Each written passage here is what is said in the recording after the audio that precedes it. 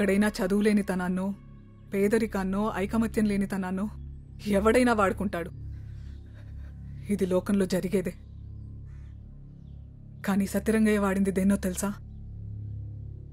మన బలాన్ని. అమాయకత్వంతో కూడిన మన పౌరుషాలున్నాయి చూడు, వాటిని వాడాడు. మనం ఎవరికీ తలదించం, ఏ రోజుకి కూడా. అది ఎప్పటికీ దించొద్దు కూడా. ఇప్పటి వరకు ఎవడెవడికో మన బలాన్ని వాడాం. ఇప్పుడు మన కోసం వాడుకుందాం. ఎవరిని తలదించనివ్వకు. తల ఎత్తేలా చెయ్యి. ధైర్యంగా ఉండు. ఆ ధైర్యం నింపడానికే నరికేయ్. అడ్డంగా నరికే నా కొడుకుల్ని.